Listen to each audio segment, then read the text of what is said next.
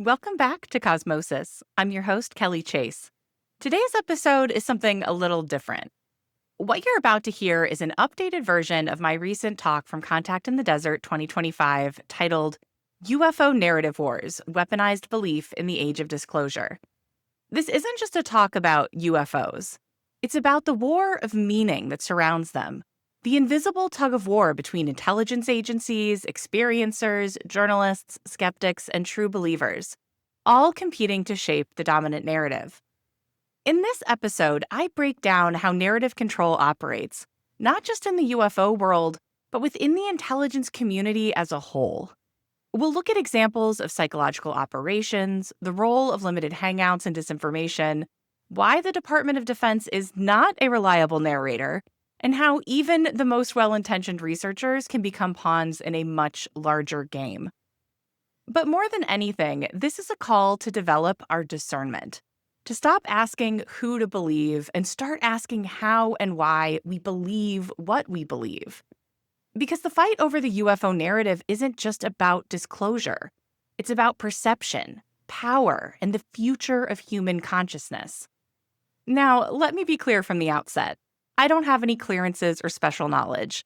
What follows in this talk are just my opinions. They've been shaped over the last few years through deep research into intelligence tradecraft, perception management, and even mind control, as well as through increasing direct contact with people from the intelligence community itself. It's a hazard of the job. Using what I've learned, I've extrapolated a set of frameworks that have helped me to make sense of this space. They might help you too, or they might not. And that's the point. You don't have to believe me. In fact, if you take anything away from this talk, it should be that you shouldn't believe me or anyone. Our desire to outsource the arbitration of truth to others is the very mechanism by which the machines of secrecy and deception continue to run. So listen with discernment. Take what's useful, leave the rest. And above all, think for yourself. Let's get into it.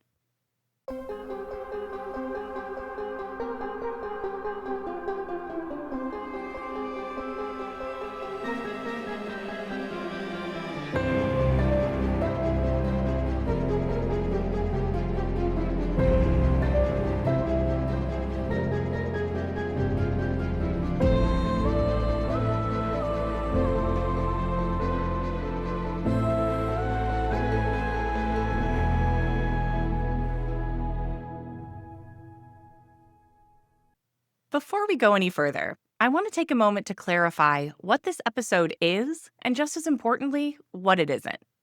This is not a hit piece on the intelligence community. I'm not here to paint them all as villains or to suggest that everything they do is malicious or deceptive. That kind of thinking is lazy, and frankly, it misses the point. The intelligence community serves a very specific and necessary purpose.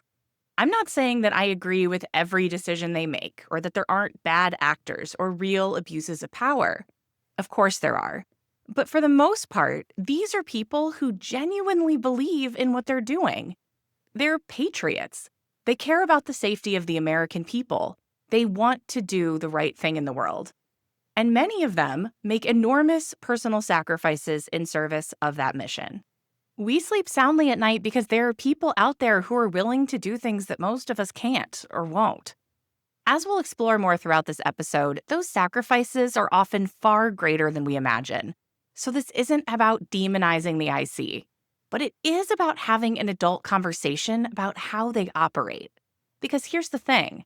In the UFO community, we often look to former or current members of the intelligence world as subject matter experts, and for good reason. They're the most likely to have had direct or indirect exposure to classified programs that touch the phenomenon. But that's also precisely what makes them the least likely to tell you the truth about it. People in these roles aren't just allowed to lie to you. In many cases, they're required to. It's part of the job. That's not a conspiracy theory. It's a matter of policy. And that presents a real problem. Because if there's any community that should be educated, informed, and appropriately cautious about how the intelligence world works, it's ours. We have more reason than most to ask hard questions, to scrutinize motivations, and to interrogate what we're being told. And yet, in the years since 2017, The center of gravity in the UFO conversation has shifted into what is essentially an extended question and answer session with known members of the intelligence community. We've allowed them not just to participate in the discourse, but to define its boundaries entirely. It's like we've completely forgotten our history. And the way that we're engaging with the IC right now as a community isn't just utterly incoherent, it's profoundly self-destructive. Of course, when you say this out loud, people get upset. The emotional investment in the disclosure narrative is high, which is completely understandable. Many of us have spent years, sometimes decades, chasing the promise of answers just over the next hill. And for experiencers who have dealt with the phenomenon firsthand and have had to live with the silence and stigma that comes along with that, any threat or delay to the promise of greater transparency is a very tough pill to swallow. To even suggest that it might all be smoke and mirrors is to threaten not just someone's beliefs, but their identity, their community, their sense of purpose, and even their sense of hope for the future. I hear people compare this moment of disillusionment to finding out that Santa Claus isn't real. But I think the more accurate analogy is this. It's like realizing that the stripper doesn't love you. And let's be clear, if you're an adult, you should already know that. The fantasy is part of the transaction. The role of the stripper, or the intelligence agent, is to make you believe things that aren't real, to tell you what you want to hear, to create a compelling illusion all so that they can get you to believe and do things that you wouldn't normally do. And in a very real sense, you choose to suspend disbelief. You choose to be seduced, which only makes it harder when you get caught up in it, when you start to believe it, when you forget the boundaries. There's a particular kind of shame that comes with realizing you were swept away by something you knew wasn't true. And that shame makes it even harder to admit when something doesn't add up. It stings and it's humbling. Trust me, I've been there.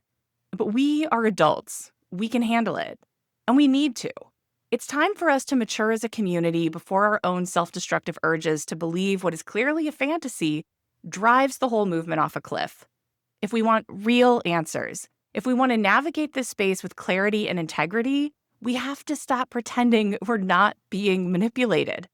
We have to stop outsourcing our discernment to people whose jobs, by definition, depend on managing our perception. This isn't about blaming them. It's about taking responsibility for ourselves. So if we're going to take that responsibility seriously, if we're going to stop being passive recipients of curated narratives, we need to understand the system we're dealing with. Because secrecy isn't just about hiding information, it's about shaping what people think is true. It's about managing belief. And the way that belief is managed, particularly around the UFO phenomenon, is far more sophisticated than most people realize. It's not just a matter of redacted documents or classified briefings. It's structural. It's strategic. It's psychological. And it's not just a weird side effect or subset of the story. In a very real way, it's the whole thing. But before we can talk about specific narratives or recent developments, we need to step back and look at how the secrecy itself is built. We need to talk about the architecture that keeps the truth fragmented and just out of reach. But before we get into the core of today's discussion, I want to start with a passage from Jacques Vallée's book, Messengers of Deception, a book that for me fundamentally rewired how I think about the UFO phenomenon. If you've read Vallée, you know he's not easily shaken. He's not some wild-eyed crank chasing lights in the sky.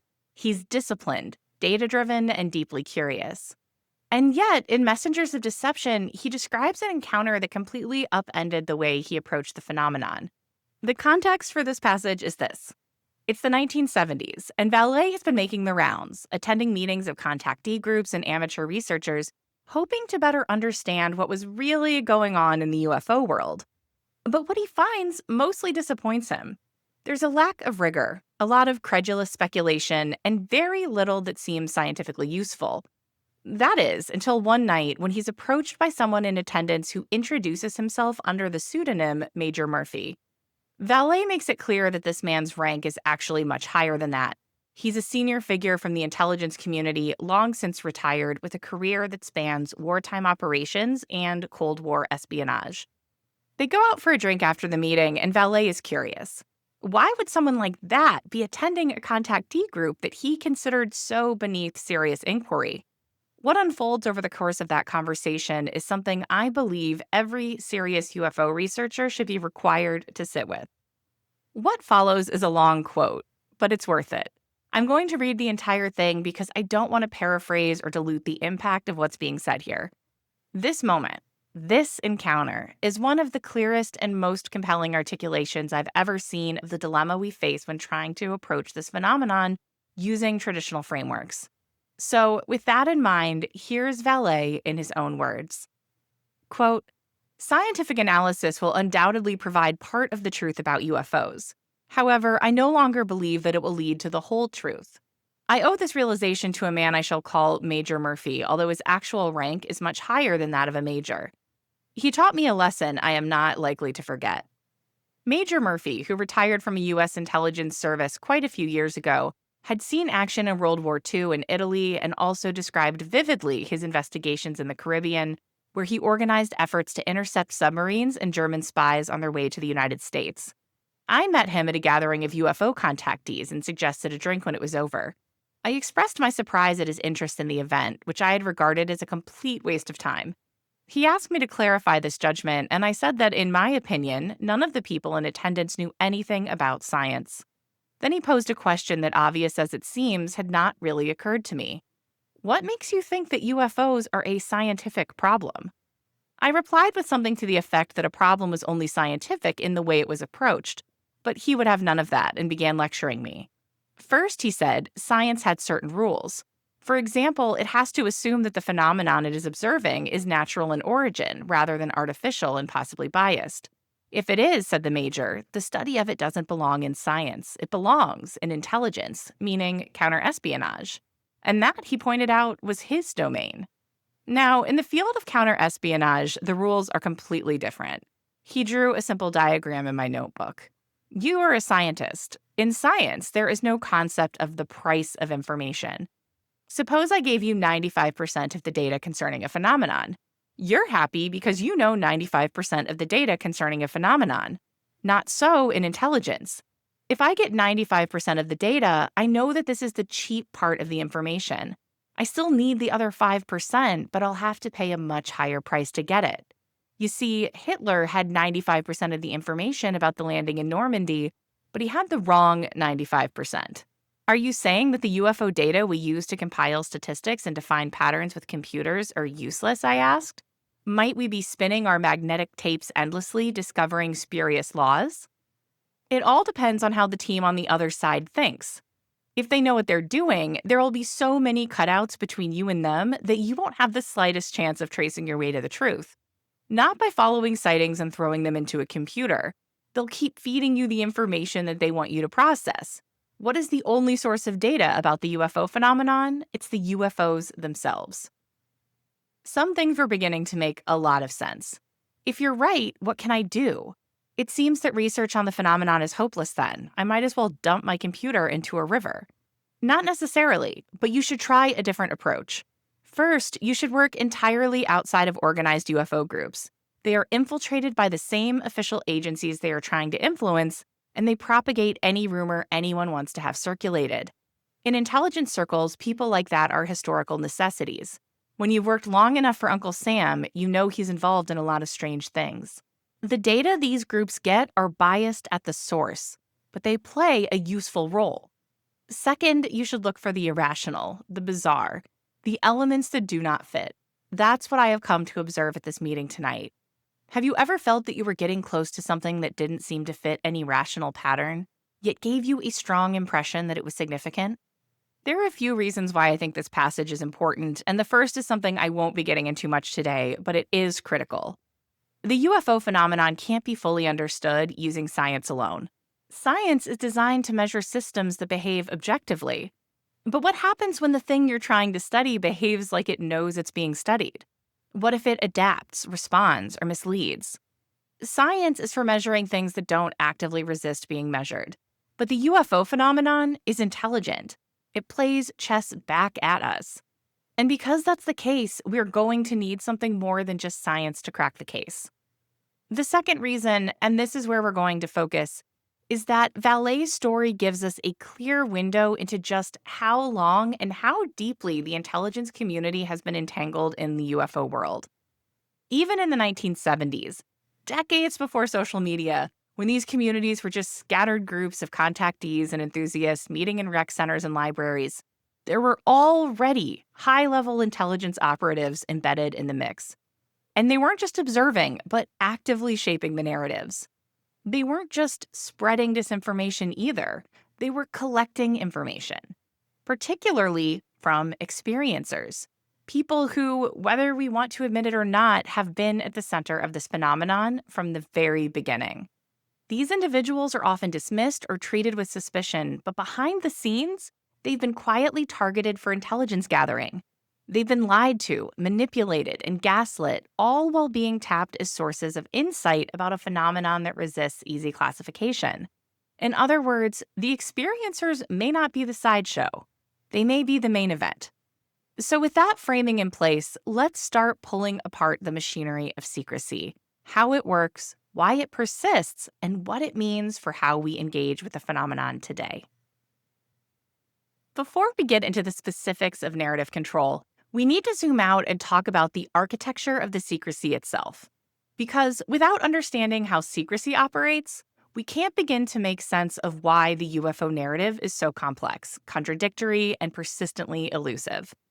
One of the most important frameworks I've encountered for understanding institutionalized secrecy is something called the secret onion. Credit for this goes to my dear friend and brilliant researcher Daniel Elizondo. Daniel is the co-author of what I consider to be one of the most important pieces of historical research ever done in the field, Loose Threads, a free PDF that he wrote with his co-author, The Hermetic Penetrator. It's a painstakingly documented look at the origins of modern UFO secrecy, tracing it back to a little-known group called the Advanced Theoretical Physics Working Group, which emerged in the late 1970s and early 80s. This was essentially a precursor to more recent programs like OSAP and ATIP. It included names that would be familiar to anyone in the community today, people like Hal Puthoff and Colonel John Alexander and others.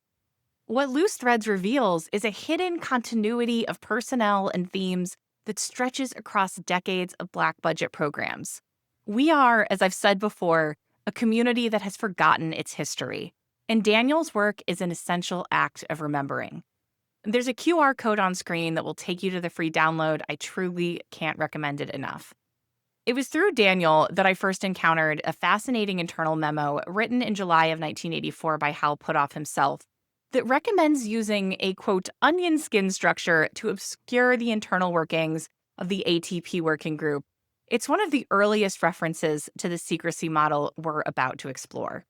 Usually when we talk about institutionalized secrecy, the metaphor we reach for is stovepiping. Stovepiping refers to the vertical compartmentalization of information where intelligence or data flows straight up through narrow, isolated channels without being shared across departments or domains. It's a way of limiting access, ensuring that no one has the full picture unless they're at the very top. This kind of structure protects sensitive information by preventing lateral communication, and it's a common feature in intelligence work, military operations, and classified research. But stovepiping doesn't capture the full psychological and ontological complexity of modern secrecy. Secrecy today is more like the secret onion, a structure of layered illusion. While stovepiping assumes that each compartment contains a coherent, internally consistent truth, the secret onion reveals that each layer may be designed not just to hide the truth, but to manipulate belief. These layers are often deliberately misleading, crafted to protect deeper operations through disinformation and misdirection. It's a system that doesn't merely obscure information, it weaponizes narrative. While stovepiping limits access, the secret onion destabilizes reality itself. In his forthcoming book, Daniel dives even deeper into how this model works. What follows is an excerpt from that work, a description of the secret onion in his own words. All information gained from these disparate stovepipes flow inward, back to the program nested inside.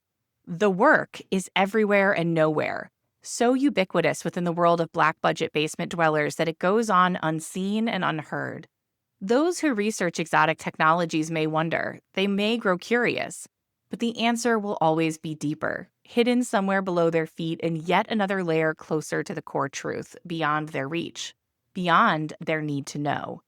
And whoever succeeds in peeling back the next layer or happens to stumble inside by some unfortunate twist of fate is trapped forever within a smaller reality, with little need for the curious.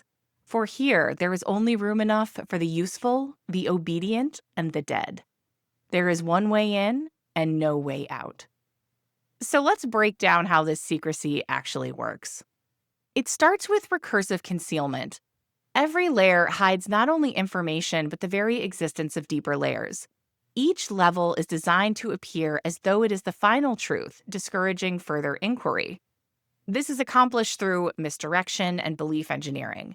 The outer layers often consist of narratives intended to satisfy most seekers. These narratives may be false, true but incomplete, or even engineered to produce specific psychological or sociological effects. What this means is that the surface of the onion, the part that's visible to the public, is essentially a curated illusion, a hall of mirrors designed to contain curiosity rather than inspire it. It's not just about keeping secrets, it's about convincing most people that there are no deeper secrets to look for. In the context of the modern UFO community, the outermost layer of the onion is made up of all the familiar figures and storylines. The heroes and villains, the shifting allegiances, the breaking news cycles, the controlled leaks, the endlessly recycled lore. All of it. It's everything. And to be clear, this doesn't mean that everyone involved in the public-facing narrative is part of some conspiracy, at least not knowingly. That's not how this works. What it does mean is that nearly every element of the mainstream discourse has, at some level, been shaped, steered, or strategically tolerated in service of preserving deeper secrecy. Even the most well-meaning researchers, influencers, and journalists pretty much inevitably become a part of the outer layers architecture. Because the onion doesn't require your complicity to make use of you. Just by paying attention and participating in any way, you're already a part of it. And so most people, and even many of the most prominent voices in this field, end up spending their entire careers circling the outer layers, never realizing that they're still playing inside a sandbox designed to contain them. So what does it take to go deeper? This usually happens through initiatory access. Advancement through the layers is often governed by a mix of psychological readiness, demonstrated loyalty, and usefulness to those who already have deeper access. This structure mimics initiatory mystery traditions. In other words, access isn't earned through credentials alone. It's granted. And it's not just granted to government insiders. Experiencers, academics, scientists, content creators, influencers, and even independent researchers may be selectively invited to step deeper into the onion if their work aligns with the goals of those further in. And usefulness is a broad category. You can be useful by spreading disinformation. You can be useful by serving as a honeypot or as a lightning rod. You can be useful simply by creating distraction and division. But you can also be useful in gathering information, especially if you're connected to people or ideas of interest to the inner program. And if you have a platform of any kind, that's something that those inside the onion are going to be very interested in controlling, even if indirectly. Often, people are made to be useful in both ways, both as sources of information and as vectors for disinformation, knowingly or unknowingly. Those who accept the invitation usually do so because they believe it will bring them closer to the truth. But the deeper you go into the secret onion, the harder the truth is to discern. This is because a necessary feature of the secret onion is ontological instability. The deeper one goes, the more one encounters not just concealed information, but challenges to the very notion of what is real. And that's the trap. The layers don't lead you to clarity. They lead you into a bottomless cavern of paradoxes and engineered narratives. Each deeper level presents itself as the real truth. But more often than not, it's just a more sophisticated deception, designed not only to mislead, but to destabilize. This ontological instability is a feature, not a bug. The point is to erode your ability to know what's real. The deeper you go, the more you encounter stories that contradict one another but still feel plausible. Revelations that come with just enough evidence to make you doubt everything else. The system weaponizes ambiguity, and in doing so, it creates a reality in which the very concept of truth becomes suspect. Legendary researcher Linda Moulton Howe described the secrecy around the UFO phenomenon as, quote, a fractured hall of mirrors with a quicksand floor. Every layer you peel back only reflects distorted versions of what came before. Never the original, never the whole. The deeper you go, the more the reflections multiply, each suggesting a different truth, each crafted to be plausible but destabilizing. And while you're caught chasing coherence through these mirrored deceptions, the floor beneath you, your sense of epistemic grounding, begins to dissolve. The harder you struggle for certainty, the deeper you sink into the ambiguity. In this system, seeking the truth becomes a trap. The architecture is designed not to reveal, but to disorient. To really understand what's going on with the UFO narrative, we have to widen the lens. Because the problem isn't just the UFO story itself, it's the larger ecosystem of secrecy that the story lives within. What we're dealing with isn't just a cover-up. It's a systemic phenomenon in which reality itself, what we know, what we're allowed to know, and what we're taught to believe, is being shaped by mechanisms of state secrecy that have become so vast, so entrenched, and so unaccountable that they're beginning to define the edges of our collective reality. The systems that govern classified technology and perception management today were built on the back of the Manhattan Project. What we now call the Black World emerged alongside the most powerful weapons ever created. And it inherited not only their destructive capacity, but also their culture of absolute control. And here's the thing. Secrecy compounds. Edward Teller, the so-called father of the hydrogen bomb, once said, quote, secrecy, once accepted, becomes an addiction. And if that's true, then the military-industrial complex is hopelessly addicted. Let's just take a look at the scale of it. It is currently estimated that 4 million people in the United States have security clearances to work within the Black World, the off-the-books research, operations, and infrastructure that comprise our military and security apparatuses.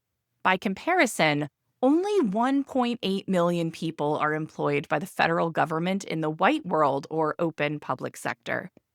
When I first came across this stat, originally pulled by brilliant researcher Mark Burchick for an episode of the UFO Rabbit Hole about black budget programs, it stopped me in my tracks.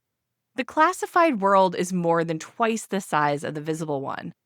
Just sit with that for a second. The parts of the government we don't see, the parts that exist outside public accountability or media scrutiny, employ more than double the people we associate with the day-to-day running of the country. That alone should reframe how we think about who's really in charge and what the actual machinery of governance looks like in the 21st century. So how do they keep what millions of people are doing a secret? Black budget programs often spend 6 to 7 times more on security than on the projects themselves. Security includes not just physical and digital safeguards, but compartmentalization, disinformation, psychological operations, and even the creation of false narratives to obscure the existence of the program. Let's assume for a moment that there are programs involved in the retrieval and reverse engineering of non-human craft. Imagine what kind of a budget that would require. Global surveillance infrastructure, deep underground facilities, specialized teams of scientists, engineers, and analysts. The logistical nightmare of dealing with material that might not even behave according to the laws of known physics. Now, multiply that budget by 6 or 7. Because if these programs exist, protecting them is just as important as running them, and often even more so. That means massive investments in counterintelligence, digital compartmentalization, psychological operations, and carefully seeded disinformation. Not to mention the cultivation of narratives in the public space that either distract from the truth or bury it under an avalanche of noise. It's entirely possible, and I would argue likely, that far more time, money, and manpower has been devoted to hiding these programs than to actually running them. And we are literally drowning in secrets. A 2004 Harvard study found that in 2001 alone, 330 million pages of documents were classified while only 80 million were declassified, yielding a net gain of 250 million new secrets in a single year. As Peter Gallison wrote, 5 times as many pages are being added to the classified universe than are being brought to the storehouses of human learning. The implications of this are staggering. Over the decades, we've created a classified knowledge system that functions like a black hole. Information goes in, but it does not come out. And it's accelerating. For every page declassified and made available to the public, 5 more vanish into the void. What does that do to our sense of history, to science, to culture? How much of what we believe to be true is built on gaps we don't even know are there? We've created a machine that doesn't just obscure the truth, it consumes it. And at a certain point, that kind of concealment becomes indistinguishable from reality itself. And that's the moment we're living in now. A moment where the boundary between what's real and what's allowed to appear real is no longer something that we can take for granted. We're not just being kept from secrets. Reality itself has become a state secret. We tend to look at members of the intelligence community and assume that they must have the answers, whether they're sharing them or not. We treat them like omniscient gatekeepers who could pull back the curtain if they really wanted to. We hang on their every word, we parse their interviews, we speculate about what they might know but can't say. And when they stay silent or deflect, we shake our fists and accuse them of hiding the truth. But this way of thinking completely misses the complexity and the reality of what it means to live inside of a system like this. The truth is, the intelligence community isn't just opaque, it's entrapping. And the people we look to as gatekeepers are, in virtually every case, hostages themselves. The deeper you go into the classified world, the more you become bound by it. Bound by secrecy, by obligation, by fear, and by a relentless narrowing of what you're allowed to know and even allowed to ask. This is how the secret onion works. First, access becomes entrapment. Those who accept security clearances often believe they're serving a higher purpose, protecting their country, solving mysteries, or advancing science. But the deeper they go, the less they're allowed to ask. Each layer of clearance narrows perspective, restricts context, and fragments the truth. Most people assume that with greater access comes greater clarity, but it's often the opposite. The further in someone gets, the more their vision is narrowed, not expanded. They may have access to highly classified data, but it's data stripped of context, surrounded by disinformation, and siloed from the bigger picture. They're not getting closer to the truth, they're being walled off from it. And crucially, they lose the ability to speak freely, even if they begin to question what they're involved in. Even if they start to have moral doubts, they're trapped. Because every step deeper into the system comes with new restrictions, new obligations, and new threats. People are only given information they need to know to perform their specific task, often without being told the broader context. Even those at high levels may only see fragments of a much larger picture. Those running counterintelligence smokescreens for secret programs don't have a need to know. This means that the people spreading disinfo about these programs have almost certainly been lied to themselves. There's a brilliant and tragic scene in the film Mirage Men. Linda Moulton Howe recounts how Richard Doty, a known disinformation agent, gave her a folder full of documents at an Air Force base. Documents that derailed her research and shaped her belief for years. Later, Doty is asked how he knew which parts of what he was saying were true, and he describes almost the exact same scene. He was brought into a room, sat down at a base, and handed a folder. It's turtles all the way down, folks. The truth is, many of the people who are shaping the public narrative, who are seen as authorities or who are viewed as villains, don't know the full story themselves. And they've likely been lied to just as thoroughly as the public has, because they don't have a need to know either. And all of this comes with lifelong obligations. NDAs and classified agreements don't end when someone retires. Many are legally bound for life, with potential criminal consequences for speaking, even about things they later come to believe are morally questionable. Say it with me, folks. There is no such thing as a former member of the intelligence community. Once you're read in, there is no off-ramp. You don't get to opt out. It doesn't matter if you retire or change your mind or come to believe that what you participated in was wrong. You're still bound by the oaths you took. You're still subject to prosecution. These obligations don't end when the job ends. And when someone does try to speak out, even carefully, they can find themselves facing legal threats, surveillance, reputational attacks, and worse. So most don't even try. They stay quiet. They keep their heads down, and whatever truth they carry dies with them.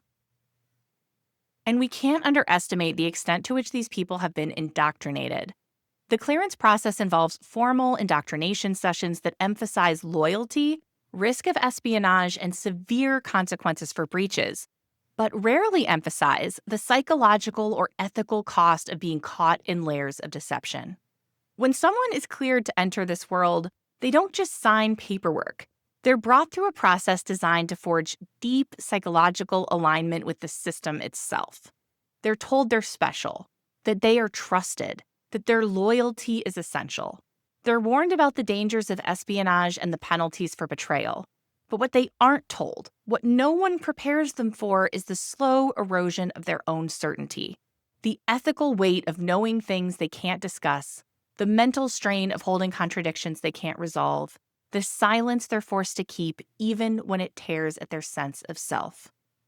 Knowing comes with a terrible price. To protect classified information, cleared individuals may be required to lie, even under oath, even to family. They must feign ignorance, deny what they know, and sometimes discredit others who speak too freely. Their movements can be restricted, their communications monitored, their personal relationships strained by secrecy.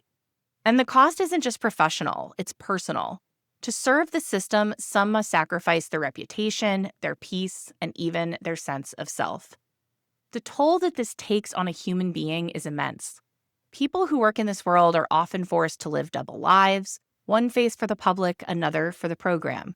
They may have to lie to their spouses, to their colleagues, even under oath. They can't speak openly. Sometimes they can't leave the country. Sometimes they're followed. Sometimes they're punished not for what they did, but for what they know. And in the midst of all of that, they're often asked to play a role in public, either as a credible authority or a useful villain. Which brings us to the next part of this conversation, the role of heroes and heels. The characters we project onto the stage of the UFO drama without realizing that many of them are being moved like pieces on a board, not just as individuals, but as archetypes in a carefully constructed narrative. Let's talk about how those characters are created and what function they serve. A fantastic metaphor for how the narrative has been shaped in the UFO community comes to us from pro wrestling. Kayfabe is the term for an unspoken agreement between wrestlers and fans to maintain the illusion that the staged matches and storylines are real. It's about pretending the drama, rivalries, and characters are genuine, even when they know it's a performance. The idea of kayfabe helps us make sense of the strange double consciousness that defines the UFO discourse right now. On some level, most people know there's a performance happening.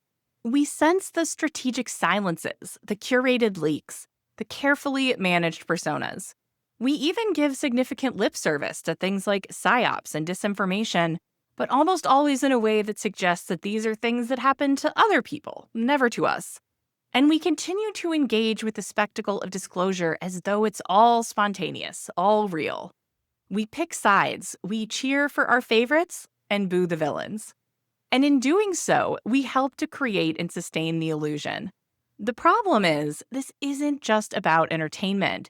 It's not pro wrestling. It's a conversation about our shared reality. And it's being scripted in ways that too often evade our detection because we're too busy watching the show. And as we've discussed the whole thing, the whole outside of the secret onion, the only part that we ever get to see is a show. A show so elaborate that most of the actors can't separate fantasy from reality. In the world of UFO secrecy, no one gets to just be human.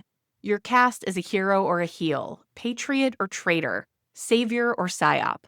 This binary framing isn't accidental. It keeps the conversation theatrical and emotionally charged while masking deeper truths that lie beyond character. Once someone becomes visible in this space, they're almost immediately assigned a role. They're either the brave insider or the dangerous fraud, the whistleblower or the operative. This binary framing is powerful because it keeps the community in a constant state of tension and polarization. It turns every new leak, every tweet, every podcast appearance into part of an ongoing soap opera. The drama keeps us engaged, but it also keeps us distracted. Let's talk about the role of controlled opposition. Some heroes are selected precisely because they're palatable, plausible, and loyal to institutional narratives. Even whistleblowers often operate within very narrow bounds, constrained by clearances and pre-approved messaging like Dopser. The illusion of dissent maintains the illusion of transparency.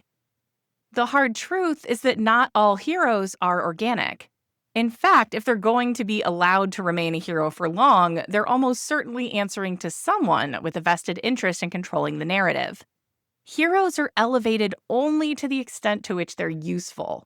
They're aligned enough with institutional interests to be trusted, but not so obviously affiliated that they raise suspicion. Their role is to challenge just enough, to validate public interest and maintain the appearance that someone is willing to speak truth to power, all while keeping the actual truths hidden and off limits. Even whistleblowers are often limited in what they can say. They're bound by security oaths. Their statements are filtered through pre-approval processes like Dopser. The result is that even when someone appears to be speaking out, they're still playing within the rules of the game. And there is no better way to build up a hero than to introduce a villain to be their foil. This is where the fall guy comes in. Heels often serve a narrative function too, absorbing blame, creating distractions, and becoming lightning rods for controversy. Villains give the public someone to project onto, diverting attention from systemic dynamics and deeper accountability. It's not always clear whether they're playing a role or being played themselves. Just as heroes are cast, so are the villains. And often these villains are intentionally provocative, designed to stir up outrage, to soak up scrutiny, and to draw fire away from the real sources of obfuscation. They create the illusion of opposition, and they keep the public locked in a cycle of emotional reaction. Sometimes these individuals are complicit. Sometimes they're being used. Either way, their presence helps maintain the illusion that we're having a real, unscripted conversation, when what we're actually watching is narrative containment by design. And the most insidious part is how the community becomes weaponized against itself to reinforce these narratives. This is where the personal becomes the political. Once reputations are weaponized, the conversation collapses into personality debates. New information comes out, and we're asking questions like, is the person presenting this information credible? Are they likable? Did they lie? Have they ever lied? We stop asking what the information is and start asking whose team we're on. The moment someone dares to question the narrative, it's no longer about facts or inquiry. It becomes personal. Are you with this person or against them? Are you defending the community or are you undermining it? We stop evaluating information on its own merits and instead we evaluate people. The content becomes secondary to character. And when that happens, the possibility of genuine discernment vanishes. There's a quote that I love from John Keel's book, Operation Trojan Horse, and I think it perfectly captures how this happens. When a bolt of lightning lashes across the sky, it exists for only a fraction of a second, but it is often followed by a deep rumble that can last for several seconds. We know that the lightning produced the thunder, but we do not separate the two. However, during nearly 50 years of UFO controversy, there has been a tendency to pay more attention to the thunder than to the sightings that precipitated the noise. In a way, the thunder has drowned out and obscured the cause. For years, scientists and skeptics questioned the reliability of the witnesses, forcing the UFO researchers to expend inordinate effort trying to prove that the witnesses did indeed see something, instead of trying to ascertain exactly what it was that was seen. The thunder is the drama. It's the noise, the reaction, the spectacle. The lightning, brief, illuminating, and easily missed, is the actual phenomenon. And while it's our interest in the phenomenon that draws us toward this topic, almost inevitably we spend all of our time obsessing over the thunder. We argue over whether someone is credible. We fight about motives, allegiances, and social media spats. But we don't ask the bigger questions. We don't stop to analyze what was actually seen or what it might mean. The noise drowns out the signal. This amounts to narrative containment by character arc. The binary of hero versus heel constrains the boundaries of acceptable belief. If you challenge a narrative, you're seen as either naive, compromised, or malicious. This isn't just about individuals, it's about designing a stage where only certain stories can be told. This system works a lot like bumper bowling. One side of the lane is guarded by the hero, and the other by the heel. As long as the ball stays between those two bumpers, the game plays out exactly as designed. Whatever pins you knock down, whatever answers you find, are only the answers that were set up for you to find. You're never knocking down the real pins, you're just bouncing between narratives that have already been deemed safe. Narratives that pose no threat to the deeper truth. And once again, this is something that we all participate in, enforcing to one degree or another without ever intending to. Tribalism makes the narrative control self-reinforcing. Most narrative enforcers aren't operatives, they're believers. The majority of people spreading and defending dominant UFO narratives aren't read in or working for intelligence agencies. They're civilians who believe they're protecting the truth. And this is where it gets especially insidious, because the people defending the dominant narratives aren't necessarily bad actors. In many cases, they're deeply sincere. They believe they're protecting something sacred. They believe the people they trust are telling the truth, and so they defend those narratives with the zeal of the converted, fiercely, emotionally, and without tolerance for dissent. That kind of sincerity is powerful, and when it gets mobilized in service of narrative control, it becomes almost impossible to resist. And this puts us in a place where we can't think clearly, where we become resistant to any ideas or information that challenge our shared sense of reality. And in this situation, narrative cohesion is prized over accuracy. When a narrative becomes tied to group identity, questioning it feels like betrayal. This shuts down critical thinking and rewards conformity. Those who challenge core beliefs are framed as disinfo agents or deluded. This creates echo chambers where dissent is punished and group identity replaces discernment. Once a story becomes central to how a group sees itself, it can't be questioned without triggering a defensive response. Suddenly, the facts don't matter. Coherence matters. Loyalty matters. And anyone who asks too many questions becomes a threat, not just to the narrative, but to the tribe itself. This is how echo chambers form. This is how healthy inquiry is replaced by orthodoxy. And once a community like this is formed around an idea or a movement, it becomes vulnerable. When a community becomes willing to subvert the facts in the name of protecting the heroes and sticking it to the villains, then all it takes to bring that community to its knees is to take out the heroes. And this is what we call the hero trap.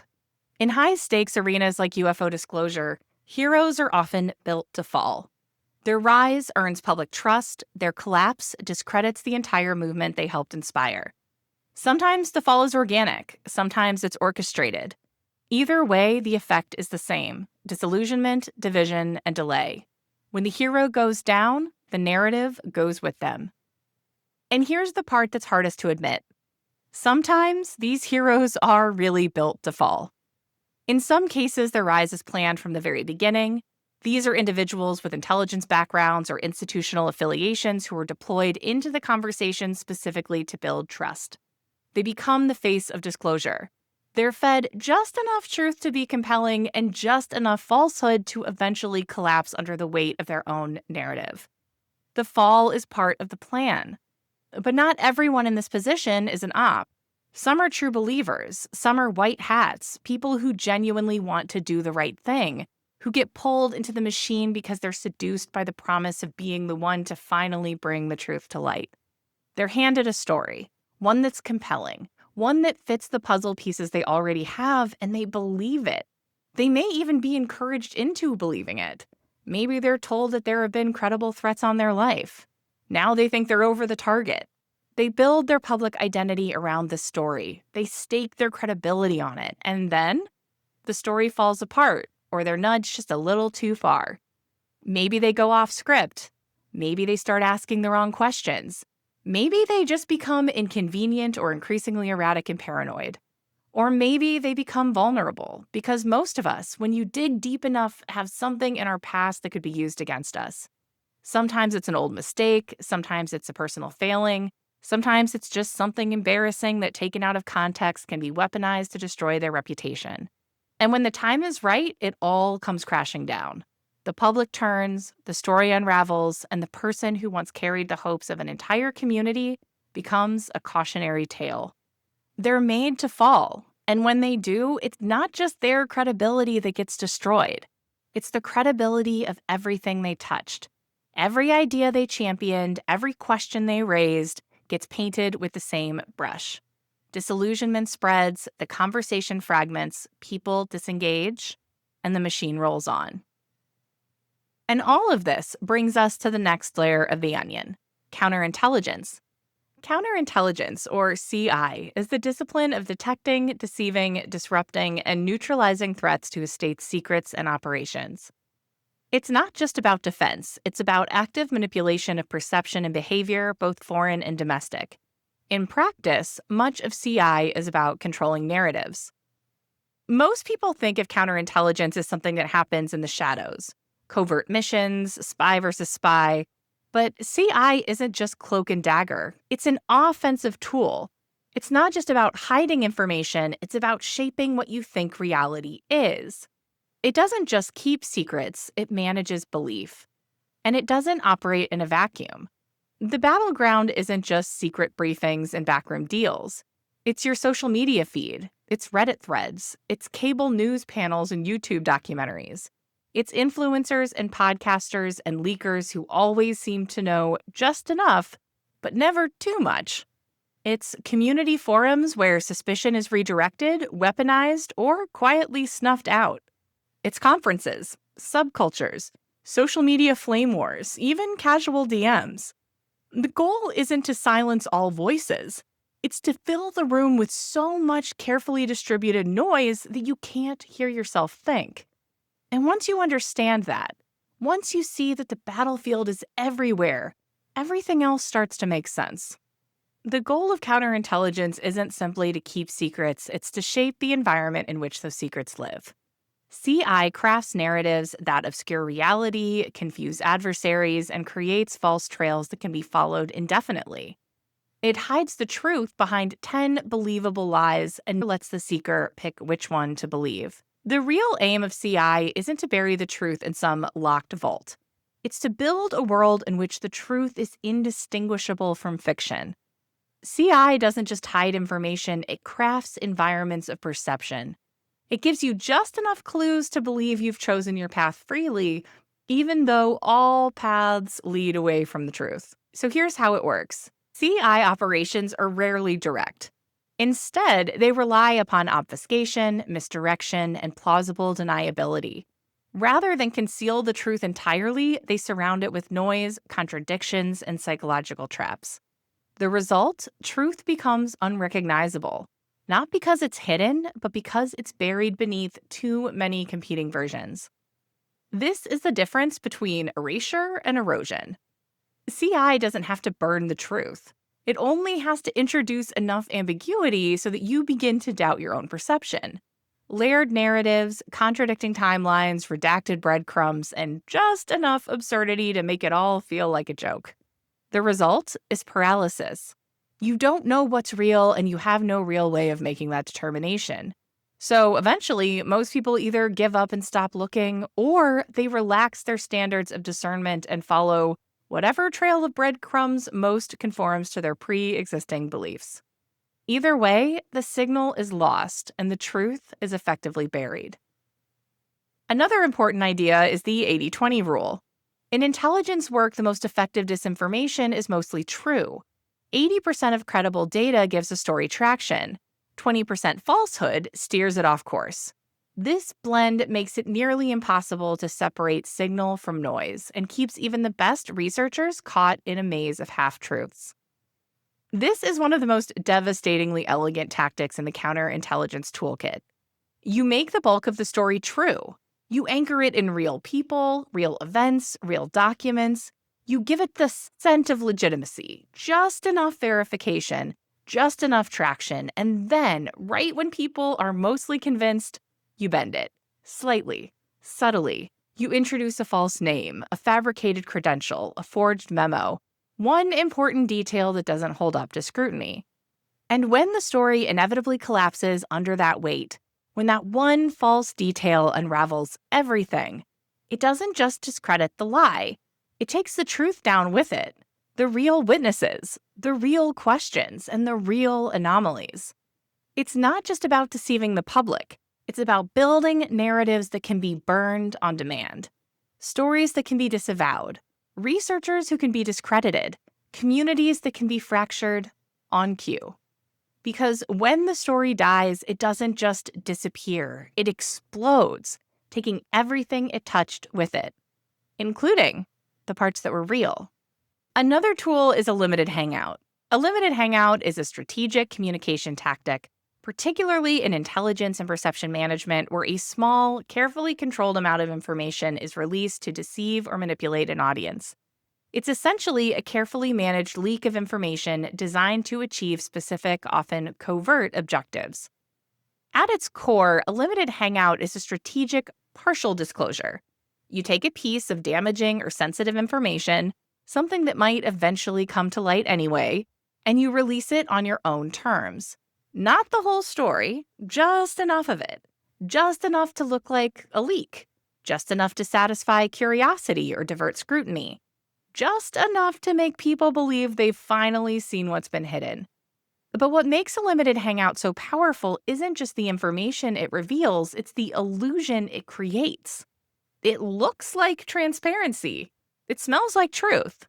And in a landscape where people are desperate for answers, for patterns, for someone to finally tell them what's really going on, that small glimpse behind the curtain can feel revelatory.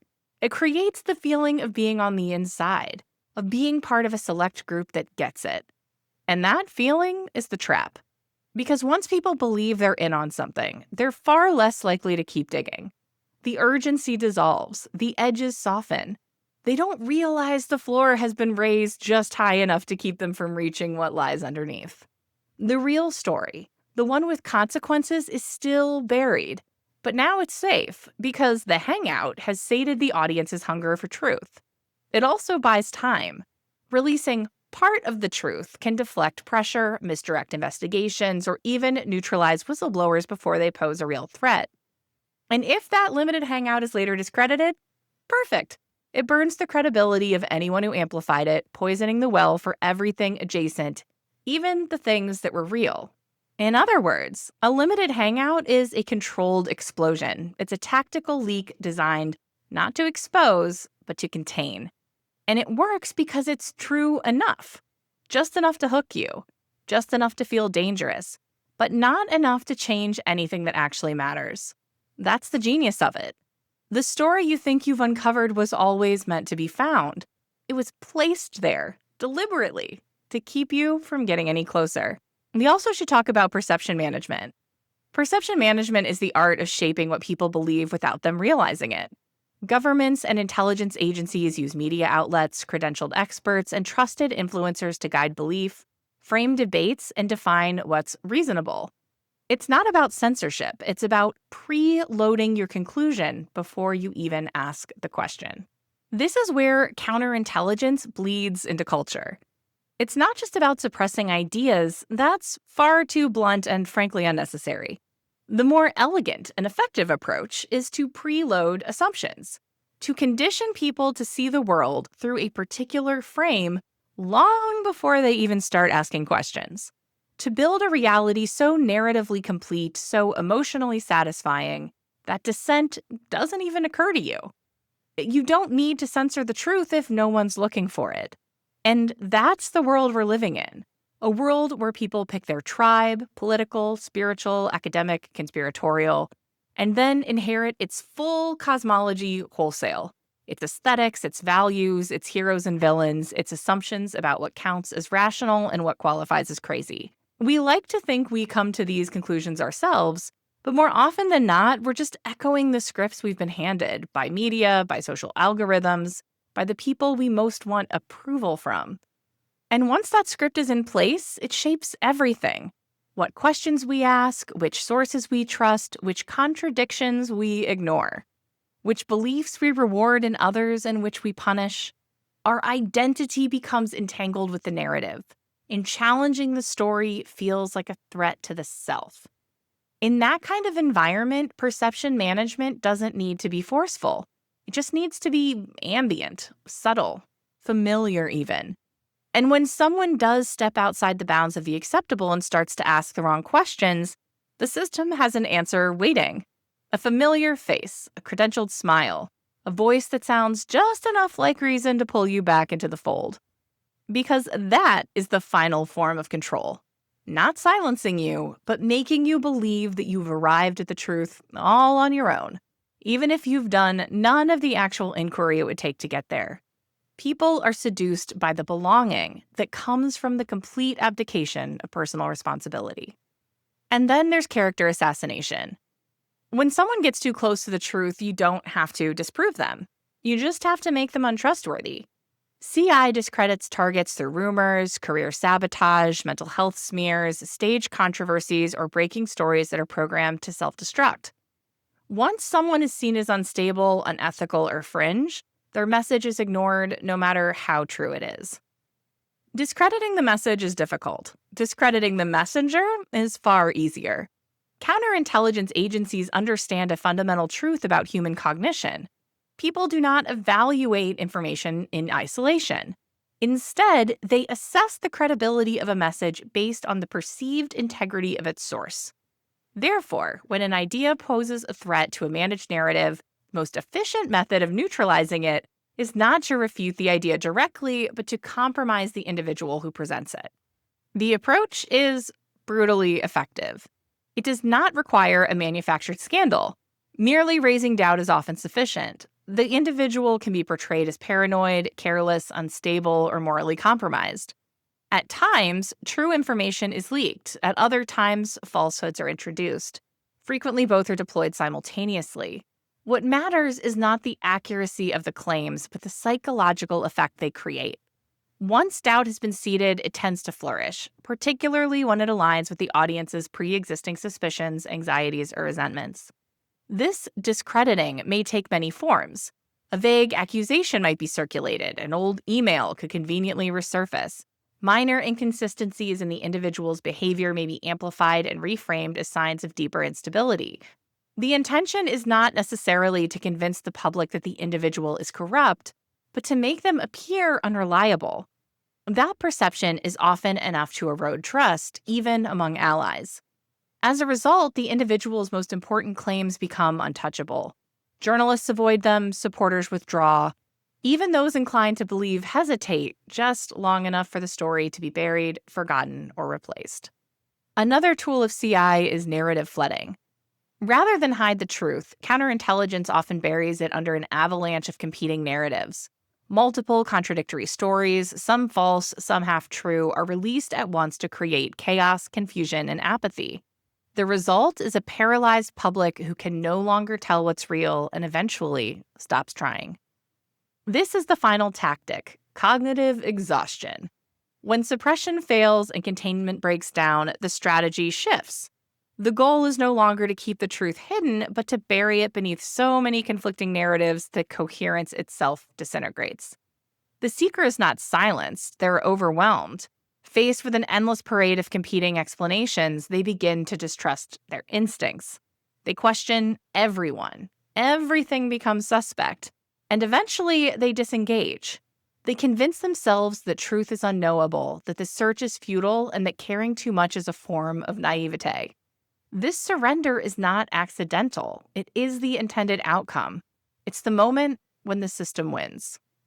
We've seen this strategy unfold with particular clarity in the UFO community since early 2025. For 7 years following the 2017 New York Times article that first cracked open the door to mainstream disclosure, the narrative moved with glacial slowness. Every revelation was cautiously framed. Even the most visible and respected voices in the conversation, those positioned as insiders, were careful to avoid speculation. Abductions were off limits. The idea of different species of non-human intelligence was rarely, if ever, addressed. There was no discussion of entities, of consciousness, of metaphysics. The focus remained tightly constrained to craft, and even that was sanitized. No talk of bodies, really, only the bureaucratically vague term biologics. At that pace, it seemed the official narrative might take another 20 to 30 years to catch up to where experiencers and independent researchers were already decades ago. The boundaries of the conversation were clear. What we could say was being carefully managed. But then something shifted. The Jake Barber story, reported by Ross Coulthart on News Nation in January of 2025, followed a week later by the John Blitch interview, seemed to mark a turning point. For the first time, a mainstream outlet gave airtime to detailed accounts of crash retrievals, memory erasure, abduction, and direct contact with non-human entities. And after that, the floodgates opened. Suddenly, nothing was off the table. We were no longer inching forward. We were plunging headfirst into a torrent of claims. Secret programs, retrieval sites, manted beings, psionic weaponization, divine feminine archetypes, summoning protocols, end-time prophecies, 2027, or was it 2026 as a date of global revelation, angels and demons, AI that can see the future, and more. For years, we could barely get anyone in the government to acknowledge the Tic Tac video. And now, overnight, the discourse coming from whistleblowers sounds more like an anonymous Reddit manifesto than a Senate hearing. This chaos is not without purpose. It likely signals that something changed behind the scenes, that control over the slow drip narrative was lost. A signal was threatening to break through, so the response was to flood the zone. Not to clarify, but to confuse. Not to reveal the truth, but to make truth indistinguishable from noise. And in that noise, people retreat. Not because they stop caring, but because they stop believing that discernment is possible. That collapse of epistemic trust is the final firewall. Once that falls, nothing else is needed. The secret keeps itself. It's also important to recognize in all of this how ultimately the global becomes domestic. In today's interconnected world, counterintelligence operations targeting foreign adversaries inevitably affect domestic populations. You can't shape perceptions in China, Russia, or Iran without those same narratives reaching and influencing Americans. Members of the intelligence community often point out that it's illegal to run psychological operations on U.S. citizens. And that's true on paper. But in a global information environment, narrative boundaries are a fantasy. You can't contain perception campaigns within national borders. You can't shape what the world sees without also shaping what your own people see. The net catches everyone. Whether it's intentional or not, that's the effect. The truth is that you don't need force to control a population. You just need belief. Which brings us to the most dangerous mechanism of all. Not the weaponization of information, but the weaponization of belief itself. People often ask me how I know who to trust. But in this environment, where narrative is currency and perception is malleable, maintaining your bearings doesn't come from trusting the right people. It comes from understanding that you can't fully trust anyone, not even yourself. Especially not yourself. Because no one can psyop you without your consent. And that consent is given in subtle ways. It's choosing not to examine your beliefs. It's refusing to sit with uncertainty. It's slipping into the comfort of an answer when you don't have nearly enough information to justify one. Every time you do that, you're handing someone else the keys to your internal framework. You're letting someone else decide what your reality is. Belief isn't passive. It can be used to influence, disarm, and control. In the UFO world, narratives are designed not just to inform, but to shape your worldview. And as a result, the most effective psyop is the one that you run on yourself. And that's the most terrifying part, because ultimately no one can psyop you harder than you can psyop yourself. Your brain is built to look for patterns, to confirm what it already believes. It filters the world to make it coherent. Confirmation bias is actually an important and necessary feature of human cognition. And when you're dealing with phenomena that already challenge your sense of what's real, the temptation to see what you want to see becomes overwhelming. You start interpreting data through the lens of what you've already decided must be true. You elevate the voices that validate your story, and you quietly tune out the ones that don't. You convince yourself you're just following the evidence when really you're curating it. That leads us to the next piece. Our perception is programmed. What you believe about the world shapes what you see in it. Your worldview filters information, defines what counts as real, and determines what you'll reject outright. Disinformation isn't just external noise, it's also the internal software that makes you predictable and pliable. This is why disinformation works so well, because it doesn't just target what you think, it targets how you think. Most people imagine disinformation as something external, a false article, a planted document, a fake insider. But the real disinformation campaign runs on your operating system. It's the internal programming that governs what you accept and what you reject, what you consider obvious and what you instinctively dismiss. Once that's in place, you're easy to steer. And nowhere is that steering more effective than in the space that opens when old beliefs fall apart. Which brings us here, to the vulnerability of the void. The UFO phenomenon dismantles consensus reality. In that liminal space where old beliefs collapse but new ones haven't formed, people are vulnerable. That vacuum gets filled quickly by charlatans, ideologues, and members of the intelligence community aiming to shape public narratives. When people have an encounter or even just an intellectual awakening that shatters their understanding of the world, there's a psychological freefall. The frameworks they use to make sense of their lives no longer apply. And in that moment of disorientation, they are wide open. And then into that space steps someone with answers. Sometimes it's a well-meaning author, sometimes it's a cult leader. Sometimes it's a constellation of personalities on social media, and sometimes it's someone who knows exactly how this void works because they helped engineer it. When people are looking for meaning, they'll grab the first thing that feels solid. And often, the first thing offered isn't the truth. It's a story strategically placed to steer them in a particular direction. Which brings us here to the idea of cosmic leverage. UFOs don't just challenge science, they challenge ontology, cosmology, and spirituality. When people confront something that shakes their place in the cosmos, they become psychologically malleable. That's why the UFO phenomenon has always been a favorite tool for engineering belief at scale. Here's the thing. The UFO phenomenon is real.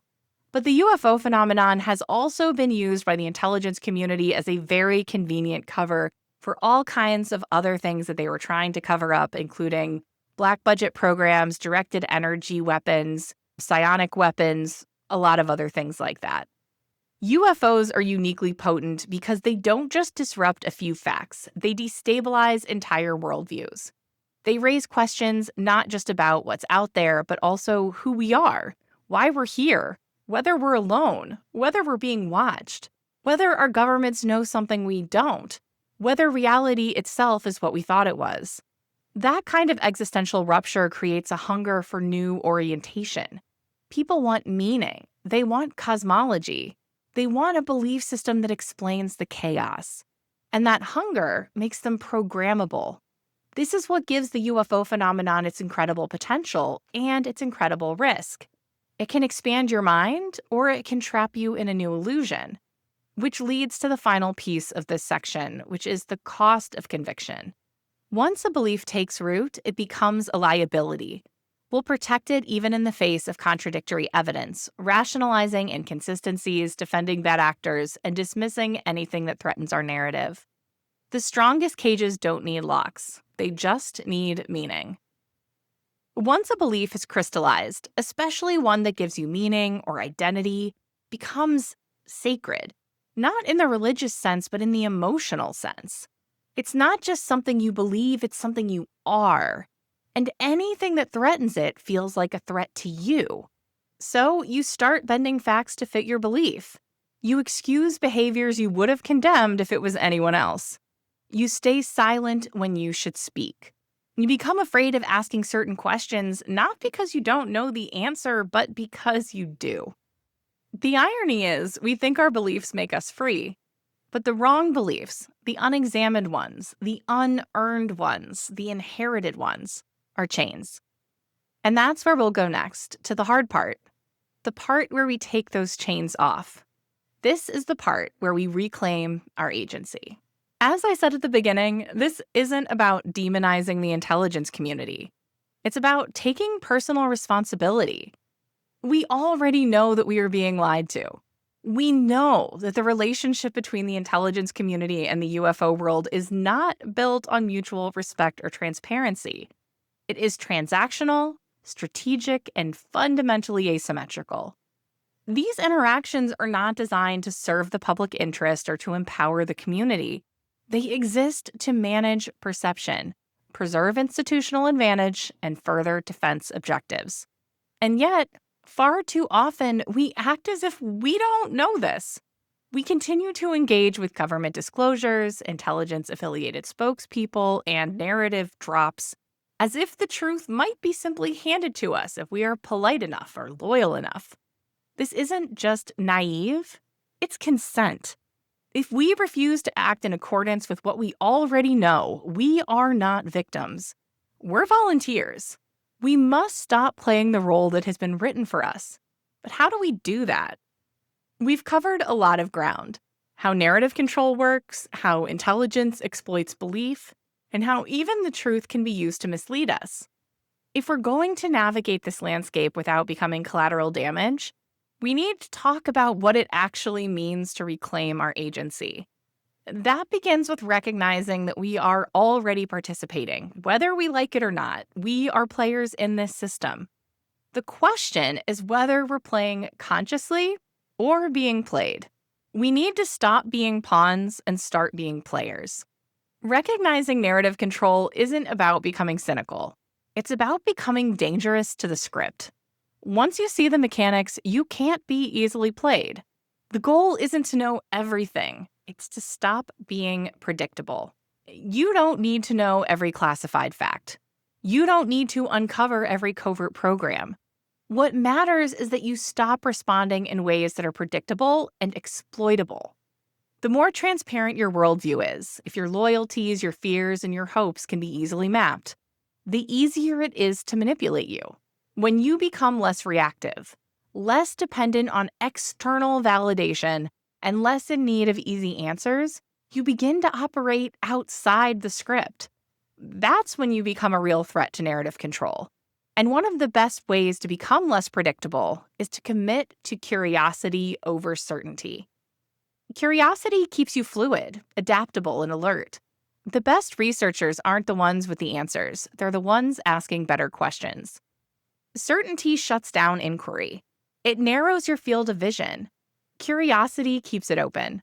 The people who are hardest to manipulate are the ones who stay fluid, who are willing to follow questions without needing immediate resolution, and who don't flinch when the truth is complicated or incomplete. The people who don't make their worldview their identity. When you approach a narrative, especially one that feels compelling or urgent, the question shouldn't just be whether it's true or false. We need to ask what the structure of that story is doing, where it came from, how it's spreading, what emotional state it creates in you, what assumptions it depends on, and what it wants you to believe. We need to not believe or disbelieve the narrative. We need to map it. Always ask who benefits from this version of the story. Track the pattern of a narrative, not just its content, where it comes from, how it spreads, and what it is intended to make you feel. It will often tell you more than whether it's true. This approach helps you step back. You stop getting caught in the binary of belief versus disbelief. Instead, you're watching the machinery of the narrative itself. That shift in perspective gives you more control and more insight. But to really hold that perspective, you need more than technique. You need a mindset, one that allows you to think clearly in a landscape designed to confuse and overwhelm you. And this is why it's so important to cultivate intellectual sovereignty. Intellectual sovereignty is the ability to think clearly, ethically, and independently in a landscape that's built to confuse you. It's not about believing nothing. It's about choosing your beliefs deliberately. Refuse to outsource your worldview to institutions, algorithms, tribes, or personalities. Intellectual sovereignty means that your beliefs are your own, not something you inherited from your political party, your social group, your favorite influencer, or your YouTube algorithm. It means you know why you believe what you believe. You've tested it. You've interrogated it. You're open to revising it when the evidence calls for it. This doesn't mean living in perpetual doubt. It means making belief an act of responsibility, not convenience. And that brings us to one of the most important and most uncomfortable ideas in this entire conversation, which is that we need to stay in liminal space. The most fertile ground is between belief and disbelief, trust and paranoia, myth and fact. This is where real contact, transformation, and innovation happens. If you feel disoriented, that's not failure. It means you're exactly where the real work begins. Most people rush to closure. They want certainty. They want to land on an answer and build a worldview around it. But some of the most meaningful transformations happen in that liminal space, in the place where you don't yet know what's true and you're willing to stay there anyway. That's the space where contact happens. That's where old ideas break down and new ones start to emerge. But you have to resist the pressure to move too quickly. You have to give yourself permission to stay in that ambiguity. And when you're doing that, moving slow is moving smart. The urge to figure it out is the first trap. Don't rush to conclusions. Build frameworks, not answers. Test ideas, revisit them. Let your worldview be a living system that evolves with new information, not a fortress of fixed beliefs. If you're serious about reclaiming your agency, you need to take your time. You need to build slowly with intention. The people who are most resilient in the face of disinformation are not the ones with the most knowledge. They're the ones with the best internal frameworks. They don't panic every time new information surfaces. They test it. They adjust. They remain flexible without losing their footing.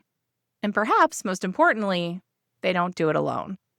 I firmly believe that we have to find the signal together. Build networks of discernment, not echo chambers. Hold each other accountable. Stay humble. Share tools and not dogma. We don't need new gatekeepers. We need a new kind of seeker.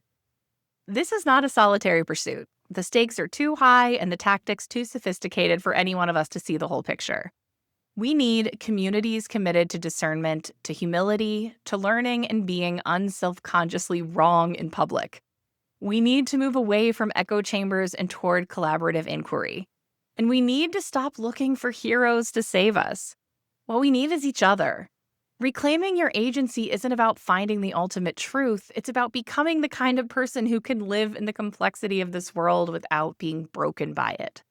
And it's about choosing discernment over belief, curiosity over certainty, integrity over identity. And that starts with a single decision: to stop playing someone else's game. The UFO phenomenon is not hypothetical. It's not a fringe curiosity or a metaphor for something else. It's a part of our reality, persistent, confounding, and undeniably real. We do not need gatekeepers to validate our experiences or to give us permission to investigate what is already happening all around us. The idea that someone else holds the answers, that we must wait to be told what is true, is part of the illusion. The truth is not hidden in a vault. It's embedded in the world itself. It shows up in the texture of experience, in the sky, in the forest, in the liminal moments that slip through the cracks of ordinary life. It reveals itself through direct engagement, not passive consumption. Reading, theorizing, and discussing are all important, but they are not enough. At some point, we must step outside the abstract and meet the mystery where it lives, in the real. That is where the answers will come from if we are willing to look with clear eyes and an open mind. We don't need to wait for disclosure. We are already in contact, and we always have been.